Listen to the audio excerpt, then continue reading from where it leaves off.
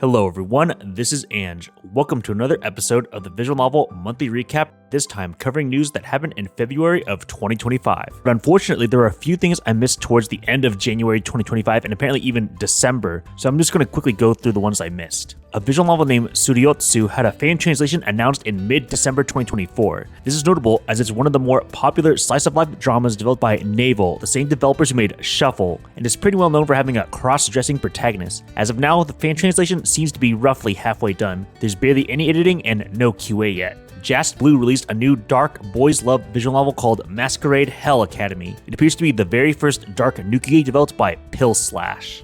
iMail did an international release for Sakura the Jiraike Magical Girl. As the title implies, it appears to be a magical girl-focused visual novel. A couple of fan translations by FanTL group Muv-Loveverse got released. The first is Kaseki no Uta, a visual novel developed by Age, the creators of Kiminozo and Muv-Love. However, as far as I can tell, this visual novel has no direct relation to those titles. It seems to be a sci-fi drama where the main character and his sister are brought to a world made by a cat girl, and there are things like adult training females in virtual worlds, amnesia, and other stuff. But what is related to the Muv-Love universe is that the group also released a patch restoring the Hotarou route in Kimi ga Nozomu Ein or Kiminozo. For reference, this was the one route Age had to cut from the Steam release since they were afraid that the content it had was going to get the visual novel banned on Steam. Note that there's still no 18+ restoration patch for the official translation of Kiminozo, and who knows if anyone is actually working on one. For fans of the digital game store GOG, they started a page called Dreamlist, which lets fans vote for games they'd like to see on GOG store at some point. Most notably, there's a visual novel category for this, and it's nice to see popular visual novels like Fate Stay Night and Tsukihime topping the genre.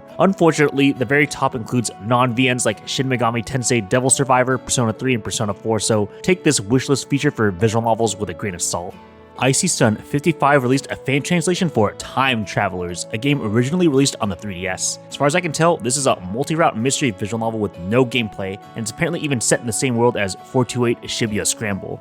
A while back, a Steam entry for Putrika First Cut, a visual novel by the writer from Lupercalia, mentioned that there was enough interest through wishlisting an English translation would be made. Turns out that promise was true, as Kagami Games, a brand new official translation group, just launched this month with their first project being the English translation of Putrika First Cut. With a website, official Discord, and the project listing various localizers that are recognizable from previous translations, this looks like a legit group handling the translation for this newer visual novel. Currently, this English translation of Putrika First Cut is slated for May 2025. Just FYI though, if you wishlisted the previous Japanese-only Putrika page on Steam, Kagami actually made a separate, brand new Steam page just for the English translation version, so make sure to wishlist that one instead. Link will be in the description. Shiravune has recently started an effort to release their previously Joran-only titles on Steam. Their latest additions are Marmalade's Primal Hearts 1 and 2, which have been available on Joran Store for years, as well as other non-DRM stores. If Steam is your preferred platform for visual novels, this is a good place to check out this wholesome, goofy moege series about dueling student councils.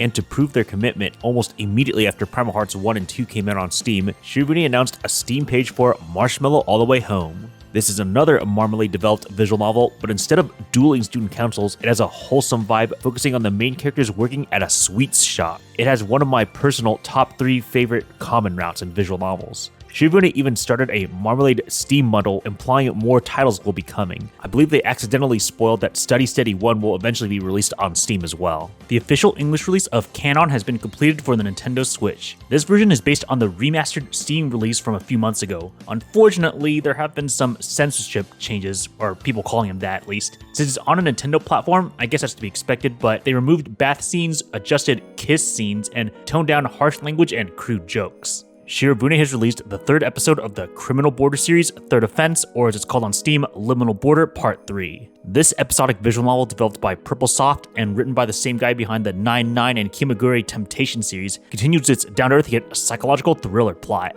The main character accidentally starts a digital drug that causes intense horniness for those who use it, leading to all the drama surrounding people trying to get their hands on it. This has easily become my favorite episodic visual novel to date, and honestly, one of my favorites of all time. If you're waiting for all 4 episodes to be translated, I expect the final one to drop late this year or early next year at the latest. This series has been a wild ride so far and easily one of the most underrated modern visual novels I've ever read. Shiravune pulled off a back-to-back release, dropping Geminism just days apart from Criminal Border 3. Geminism was developed by Kraftwerk, best best known for their infamous Dempa visual novel Sayonara o Oshiete or Sayoshi. Geminism, as far as I know, is not Dempa at all. Instead, it follows a linear story where twin sisters are contracted by different guys, forcing them to fight each other. It also apparently leans heavily into black comedy and dark humor, basically making light of serious subject matter, gallows humor, if you will. Yomi, the creator of the Nukatashi D localization improvement patch, has made one for Shiravune's translation of Kanon Shoujo 3, the last episode. If you're not a fan of things commonly found in Shiravune translations like missing honorifics, Western name order, unnecessary jokes, or other westernized localization choices, then you might want to consider using this patch when reading KNS 3. P-Cube has released a translation for Him, the Smile and Bloom, an otome developed by Mintlimp and Edia. This might sound like a weird thing to say, but this title feels refreshingly down to earth for an otome. No supernatural gimmicks or anything, just pure adult age slice of life. Based on the descriptions, it's probably the closest I've seen to a slice of life moege I've seen for the otome genre, with a supposedly mature tone. Even more refreshing is that it managed to release on both Steam and Switch, which is pretty rare for modern otome titles these days.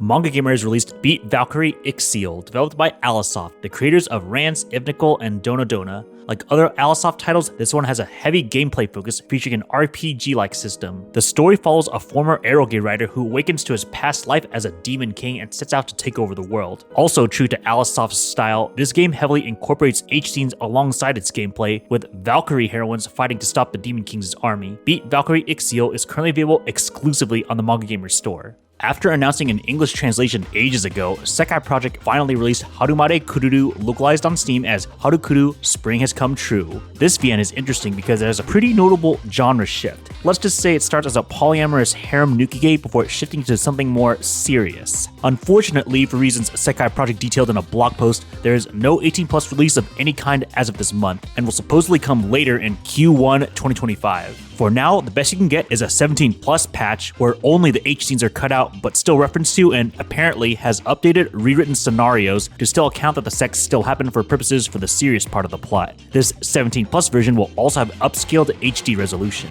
That said, many people argue that you can't fully appreciate the serious parts of Harukuru without experiencing the real H-scenes first. If you're unsure about that part, you can always wait for the upcoming 18+ version, but just keep in mind that according to the developers, you will not be able to upgrade to this version from the Steam version, since the 18+ version will not be a patch, as it's going to be using the non-HD 1024 by 576 resolution and not have the updated scenario writing. It will be a separate full-price $20 release, so if you want to experience the content of both versions, you would have to pay $40 total whenever that 18+ version comes out, so they clearly want you to just pick one version. And that wraps up the news for February of 2025. As always, if you have any feedback, positive or negative, feel free to leave a comment below or in one of my social medias. A huge thank you to the local weeb who continues to do the editing for a lot of my videos, but also to the continuing people who support me monetarily monthly through my YouTube membership and on Kohi.